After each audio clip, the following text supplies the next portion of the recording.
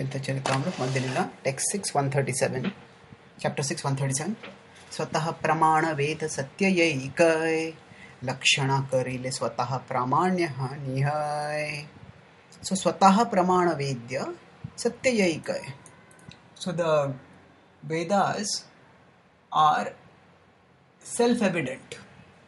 Swatah Praman, they do not need vindication by any other source. They are self-authoritative. And what they say is true. Satyayaikaya. So, just as the sun does not need any other illumination, any other source of illumination to be seen, the sun, when it shines, it reveals itself and it reveals everything else to us. Just as the sun is self-evident when it rises, similarly, the Vedas in their import is self-evident. Swataha Praman. And they are their own authority. Lakshana karile swataha pramanyaha nihai. Lakshana karile. But when one takes a secondary meaning, then their self-authority, swataha pramanya, their self-evidence, sheer authoritative nature, gets subverted. Why? Because if we are going to take secondary meaning of the Vedic text, then that would imply that there will be dependence on people for how they choose a secondary meaning. And now different people may choose different secondary meanings, and that way there will be a subversion of what the Vedas originally said. So, for example, if someone says that, I'm thirsty. So now this is a statement which can be interpreted in multiple ways. Thirsty means, do you need water, or do you need lemon water, or do you need some cold drink or a hot drink, or if the person is alcoholic, do you need alcohol? So now this is a statement which can be, I'm thirsty. Now, if the person is speaking that in a familiar context, I'm thirsty normally would mean I need water. But if the reader and if the hearer and the speaker come from two different cultural contexts, and say if a person is if the hearer is living in a consumer culture where most of the food is artificial food marketed by the food giants, then that person's normal conception would be that the thirst is quenched not by water but by some soft drink, maybe some soda or something like that, some coffee or whatever. So this is a secondary interpretation. So what happens is, when people bring their own cultural conceptions into the interpretation of scripture, then they distort scripture because they can't find out, or they don't let themselves find out, and they don't let the world know what was the self-evident meaning. Now, how do we know the self-evident meaning? Normally speaking, when we speak also, it is not that there are some special occasions when we may use some irony, when we may use some literary devices, we may use figurative language. But in general, what we speak is meant for communication and understanding by others, and accordingly we speak in a way that the meaning is clear. So if we start interpreting, if some others start interpreting every statement that we make, then there will be a lot of complication that will happen in communication. Not only complication, there will be distortion also happening. And now, Srila Prabhupada quotes about how quotes Madhacharya's commentary on the Vedanta Sutra 216 Drishyate tu.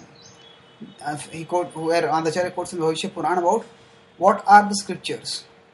So Rugyaju Sama Atharvascha Bharatam Pancharatrakam Moola Ramayam Chaiva Veda Ityeva Shabditaha. So the Rig, Yaju, Sam and Atharva, the four Vedas, Bharatam Pancharatrakam. So the Mahabharat and the Pancharatras, and the Moola Ramayanam Chaiva. Along with the Mool Ramayana, Veda Ityeva Shabditaha, these are all considered Vedas. And Puranani Chayaniha, Vaishnavani Vido Viduhum. Now, Puranani cha Vaishnavani. So, especially the Vaishnava Puranas, the Sattvic Puranas, which are the Brahma Vaivarta Puran, the Naradiya Puran, the Vishnu Puran, the Bhagavad Puran. These are some of the Vaishnava Puranas. This is Puranani Chayani Vaishnavani Vido Viduhu. So, Taha Pramanyame Tesham Natra Kinchit Vicharyate. So, Taha Pramanyame Tesham. So, the same word that Chaitanya Mahaprabhu has used in this discussion. So, Taha Pramanya. This is also coming in the Shastra. It's coming here in Bhavishya Puran. Taha pramanya etesham. That all these are self-evident authorities. Etesham, these. Natra kinchit vicharyate. And there is no need for speculation in these vicharyate. In this, actually, their authority is self-evident and there should not be any speculation about their authority. So then, if the speculation, na atra kinchit vicharyate, one should not counter their authority by one's own speculation. Now, Chaitanya Mahaprabhu comes to one of the strongest blows to Sarvabhauma's position, strongest rhetorical blows here. Vyasa sutrerartha Yeche Suryera Kiran Swakalpita Bhashya Meghe Kare Achadan. So Vyasa Sutrera Artha. So here Chaitanya Mahaprabhu is keeping a personal vision of the sutras by repeating usually the word Vyasa, by repeatedly using the word Vyasa Sutra instead of Brahma Sutra or Vedanta Sutra. Is reminding that this is actually written by Vyasa. So Vyasa Sutra Artha Aiche Surya Kiran. So it is self-effulgent like the rays of the sun. Swakalpita Bhashya Meghe Kare Achadan. Swakalpita Bhashya. That commentary which is imagined by oneself, that is like Meghe Kare Achadan.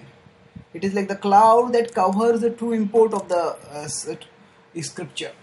So just as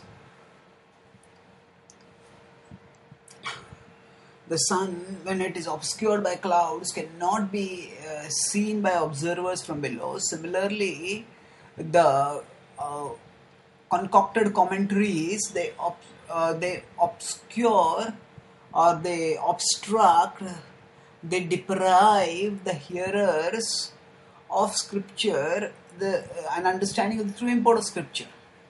So the commentary is meant to illumine what scripture says, but the commentary here is the concocted commentary. It obscures what scripture says. Therefore, thereby it ends up misleading its hearers. Veda Purane kahe Brahma Nirupan, sei Brahma Brihad Vastu Ishwara Lakshan.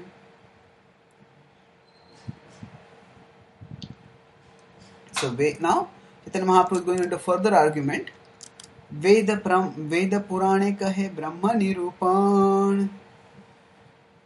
So now he goes in Veda Purane kahe. Veda and Puran, what do they say? Brahma Nirupan. They do explanation of Brahma. They explain what is Brahma. Brahma refers to the highest truth. And say Brahma Brihad Vastu Ishwara Lakshan. And now he starts explaining how the conception of Brahma as the absolute truth is related with the conception of the absolute truth as a person, as a personal controller, Ishvara. So he says, Sei Brahma Brihad Vastu, Ishvara Lakshan. So the word Brahma comes from the root Briha, which means to expand. So Brihad is that which is large. Sei Brahma Brihad Vastu. So this Brahma is a huge, expansive thing. Vastu is thing. So what it means is, that Brahman is the all-pervading effulgence, But then he further says, Ishvara Lakshan, this is actually a characteristic of the Ishvara. This is a characteristic of the personal manifestation of the absolute truth. And in this way, Chaitanya Mahaprabhu is now taking the discussion from the strategy for understanding scripture to the import of the scripture. And we will continue the analysis of the discussion in our future sessions. Thank you.